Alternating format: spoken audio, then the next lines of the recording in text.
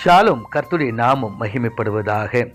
கர்த்தருக்குள் பிரியமானவர்களே, வேத வசனம் இப்படியாக சொல்லுகிறது, என் நினைவுகள் உங்கள் நினைவுகள் அல்ல, உங்கள் வழிகள் என் வழிகளும் அல்லவென்று கர்த்தர் சொல்லுகிறார். ஏசாயா 55:8. கர்த்தருக்குள் பிரியமானவர்களே, நாம் வாசிக்க கேட்ட இந்த வேத வசனம் ஆழ்ந்த சத்தியத்தை நமக்கு கற்றுக் கொடுக்கிறது. ஆண்டவராகிய தேவன் தன்னுடைய பிள்ளைகளோடு கூட அவர் பேசுகிற ஒரு தேவனாயிருக்கிறார். அவர் இந்த அதிகாரத்தில் பார்க்கும்போது அவர் மன்னிக்கிற தேவன், அவர் நமக்கு சமீபமாய் இருக்கிற ஒரு தேவனாய் அநேக பன்முகங்களில் அவர் நமக்கு காணப்படுகிறார்.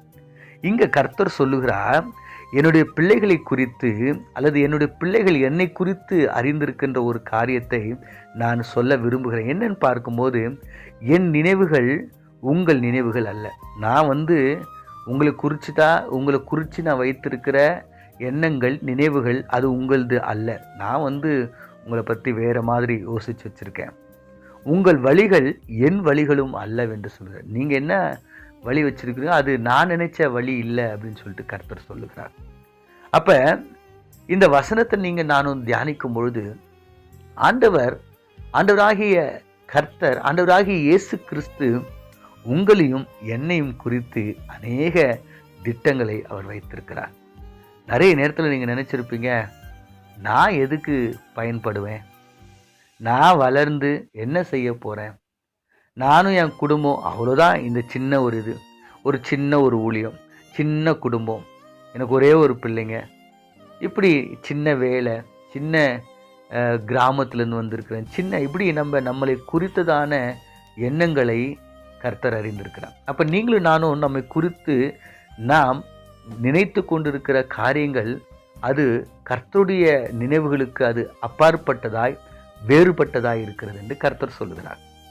யாக்கோபை நாம் உதாரணத்துக்கு எடுக்கும்பொழுது அவருடைய நினைவுகள் வேற, கர்த்தருடைய நினைவு வேற. அதே விதங்க யோசேப்பை நாம் நினைவில் கொள்ளும் பொழுது அவருடைய வாழ்க்கையில் பாருங்க, அவருடைய சகோதரர்கள் எல்லாருமே அவர் என்ன நினச்சாங்க, குழியில் போட்டால் அவனை ஒரு தேசத்துக்கு விற்றுட்டா அவன் அங்கே அடிமையாக போய் அப்படியே அழிஞ்சு போயிடுவான். அங்கே அடிமைக்கு என்ன இருக்குது, அடிமையால் எப்படி திரும்பவும் தலை தூக்கி நிமிர முடியும், அவன் அடிமையாக இருந்து அடிமையாக வாழ்ந்து அவன் பிள்ளைங்க எல்லாம் அடிமையாகவே செத்து போவாங்க அப்படின்னு நினச்சாங்க. ஆனால் ஆண்டவருடைய நினைவு பாருங்க, யார் அவர்களை அடிமையாக போட்டாங்களோ அவர்களே அவருடைய காலில் விழுந்து வணங்குவாங்கன்னு சொல்லிட்டு, அவர்கள் எந்த தேசத்தில் அடிமையாக போட்டாங்களோ அந்த தேசத்திலே அதிகாரியாக மாற்றுவார்னு சொல்லிட்டு. அப்போ பாருங்க, யோசேப்பு கூட நினச்சிடல, நான் என்ன ஆகிட போகிறேன், இப்படியே ஜெயிலில் இருந்து இப்படியே அடிமையாக இருந்து அவ்வளோதான் என் லைஃப் முடிஞ்சிருச்சுன்னு அவர் நினச்சிருக்கலாம். ஆனால் சொல்கிறாரு, உங்களுடைய நினைவுகள் வேற, உன் நினைவுகள் வேற யோசேப்பு. நான் உன்னை குறித்து நான் வைத்திருக்கிற எண்ணங்கள் அது வேற. உன்னை அவங்க சிறைச்சாலையில் போடணும்னு நினச்சாங்க, உன்னை அடிமையாக வைக்கணும்னு நினச்சாங்க, நான் உன்னை அதிகாரியாக மாற்றணும்னு நினச்சிருக்கிறேன். உன்னை குறித்து நான் வைத்திருக்கிற எண்ணங்கள், திட்டங்கள் அதெல்லாம் வேறன்னு சொல்கிறார். கர்த்தருக்குள் பிரியமானவர்களே, இந்த பரிசுத்தமான இந்த ஓய்வு நாளில் நீங்களும் நானும் இந்த நேசரின் சத்தத்தை கேட்கும்போது கர்த்தர் நம்மளோடு கூட இடைபடுகின்ற ஒரு காரியம் என்னன்னா, நான் உங்களை குறித்து அநேக காரியங்களை வைத்திருக்கிறேன். ஆண்டவர் அதை எப்பொழுதும் கொஞ்சம் கொஞ்சமாக தான் அவர் காண்பிப்பார். அடி மேலே அடி வைக்கும்போது தான் அந்த காரியங்களை நமக்கு வெளிப்படுத்துவார். அவர் உங்களை குறித்து ரொம்ப அழகாக, அருமையாக, உயர்வாக வச்சிருக்கிறார்.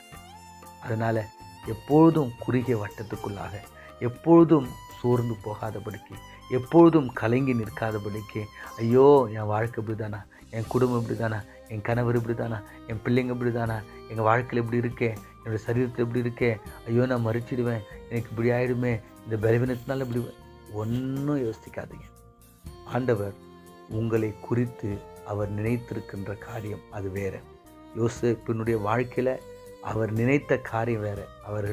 அவரை குழியில் போட்டாங்க, ஆண்டவர் அவரை அரசனாக மாற்றினார். இன்றைக்கு உங்களுடைய வாழ்க்கையிலும் நீங்கள் எந்த நிலையில் இருந்தாலும் அவருடைய நினைவின் பிரகாரம் கர்த்தர் உங்களை உயர்த்தி மேன்மைப்படுத்தி உங்களை ஆசீர்வதிக்க வல்லவராக இருக்கிறார்.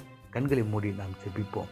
எங்களை அதிகமாய் நேசிக்கிற எங்கள் பரலோக தகப்பனே, நாங்கள் வாசித்து தியானித்த இந்த வேத வசனத்தின் பிரகாரம், ஆமாண்டவரே, எங்களை குறித்து ஆண்டவரே இந்த உலகத்தில் ஆண்டவரே நல்ல எண்ணங்கள் கொண்டிருக்கிற ஒரே ஒரு மனுஷன் அல்லது ஒரே ஒரு தெய்வம் யாருன்னா அது நீங்கள் தான் ஆண்டவரே.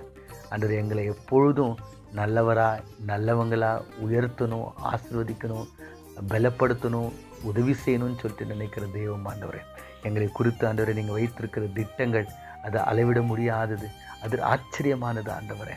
அன்று அதன் பிரகாரம் எங்களை கொண்டு போய் எங்களை ஆசீர்வதிங்க. ஒருவேளை இந்த அதிகாலை நேரத்தில் யாராவது தங்களை தாங்களே வருத்தி கொண்டிருப்பாங்களா, தங்களுக்குள்ளே தாங்கள் சோர்ந்து போயிருப்பாங்கன்னா, இந்த வேத வசனத்தின் மூலமாய் அவர்களை பலப்படுத்தி அவருடைய வாழ்க்கையை நீர் மாற்றும்படியா இயேசு மூலம் ஜெபிக்கிறோம் நல்ல பிதாவே.